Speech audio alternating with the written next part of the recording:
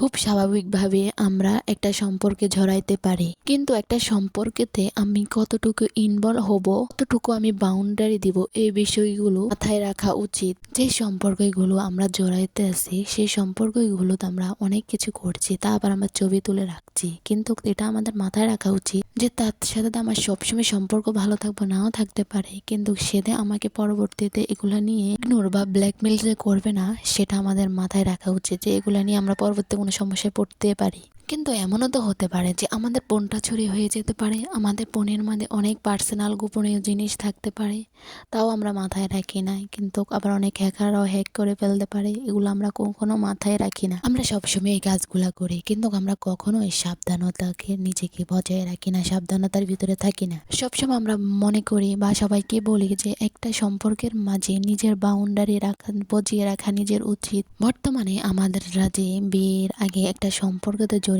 যেতে হচ্ছে, এগুলোর মধ্যে অনেক সমস্যা থাকতে পারে, কিন্তু আমরা ওগুলো বজায় রাখি না। কিন্তু দেখেন, অনেকেই বলে এত হিসাব করে তো একটা সম্পর্ক হয় না, সম্পর্কের মধ্যে অনেক কিছু থাকতে হয়, এই থাকতে, কিন্তু পরবর্তীতে আমরা সমস্যায় পড়বো, এটা আসলে আমাদের মাথায় রাখা উচিত। কখনো কখনো এটার রেজাল্টটা তো বাজে হচ্ছে বা আমাদের লাইফ নিয়ে অনেক সমস্যা আমরা পড়তেছি, তাই না? যখন এই সমস্যাগুলো যার উপর দিয়ে যায়, সে বুঝতে পারে আসলে জীবন মানে কি, আর জীবনের যুদ্ধ কি।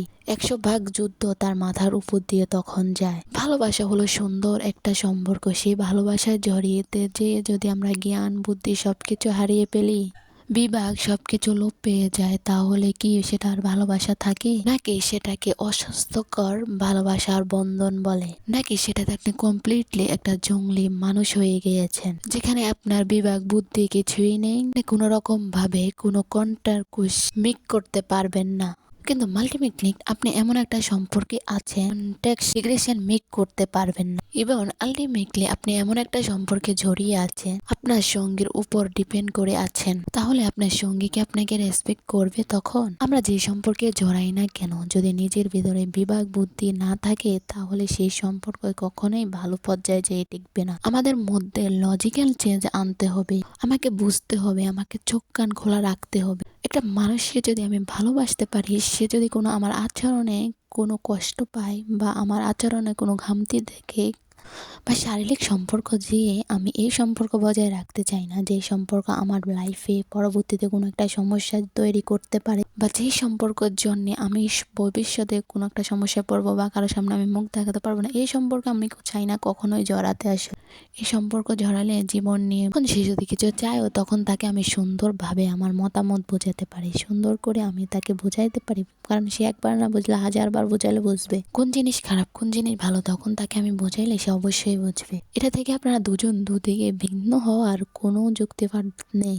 কেন? যদি আমি তাকে আমার মতামত নাই দিতে পারি, তাহলে সেটাতে আসলে ভালোবাসার সম্পর্ক বলে কিছু নেই, তাহলে সেটা হবে একতরফা চেপে যাওয়া ভালোবাসা না, সেটা হবে অন্য কিছু।